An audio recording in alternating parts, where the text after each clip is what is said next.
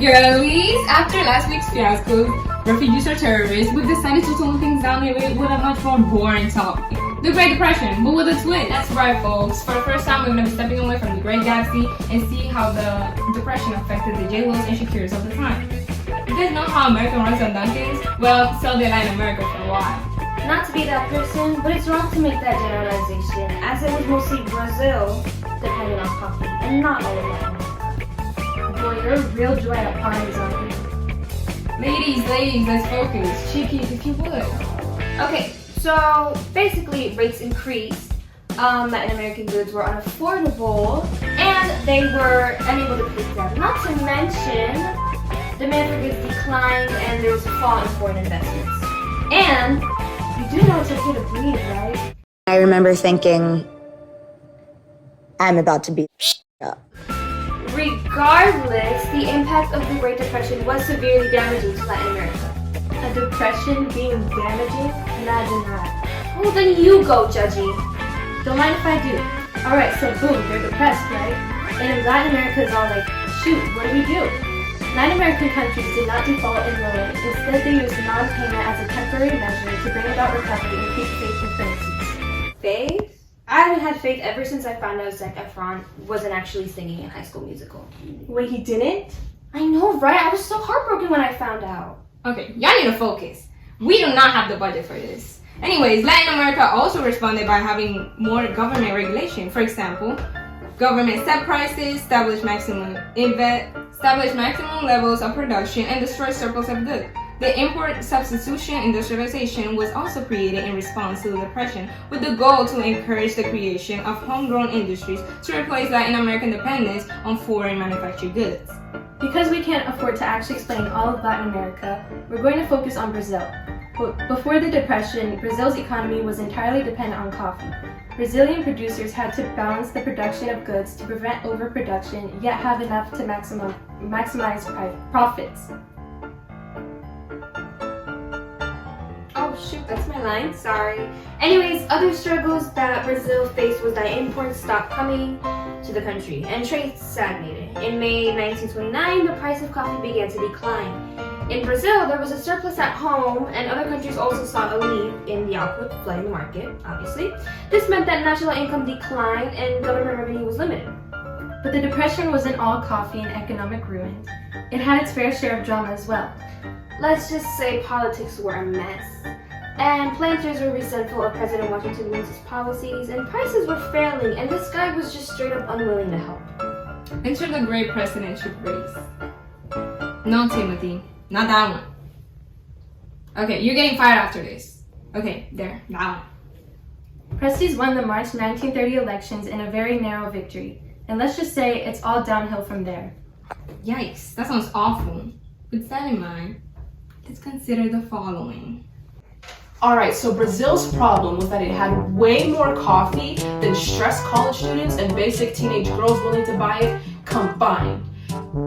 And that's very, very bad. So countries were like, yeah, I'ma head out. You guys are making way too much coffee and we really don't need this much of it. So what does Brazil do? They're like, why don't we just buy our own coffee, lock it up for a bit. That way there's less coffee in circulation, so prices should go up, right? Well, sort of. At first, it works splendidly. So let's backpedal a bit. So to take on control of the international market, Brazil created the Sao Paulo Institution for Permanent Defense of Coffee. But that is a mouthful, so we're gonna call it SPY. Okay, so this institute would purchase and withhold its goods from the world's market. To pay for coffee, the institute used a policy known as valorization. I should really just hire someone to do this.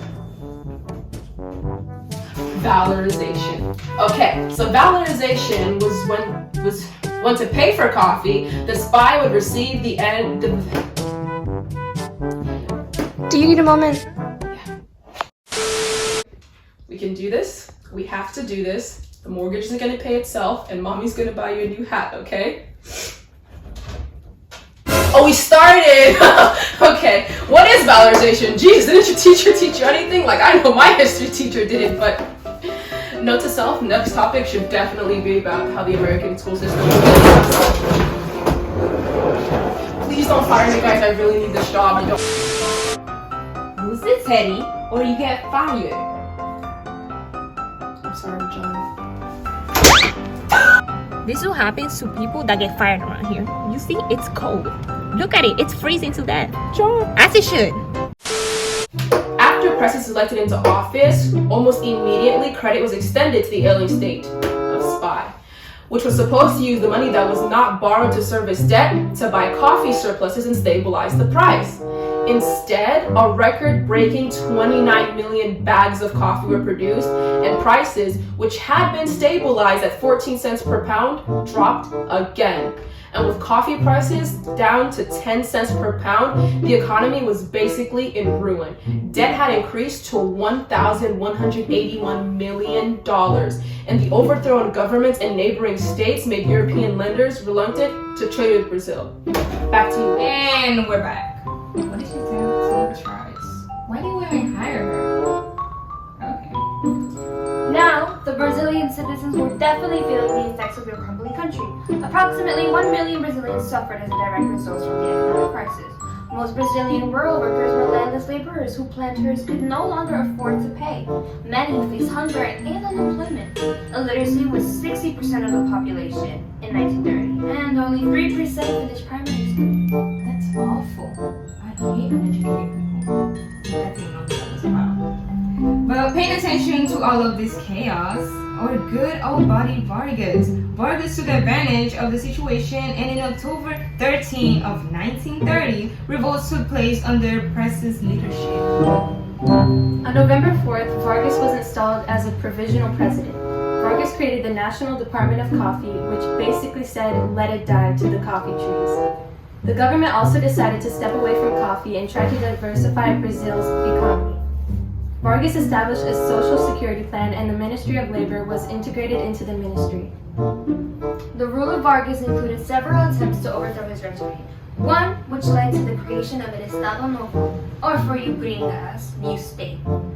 Even though his policies were largely consistent up to that point, the constitution implemented at that time gave him authoritarian powers.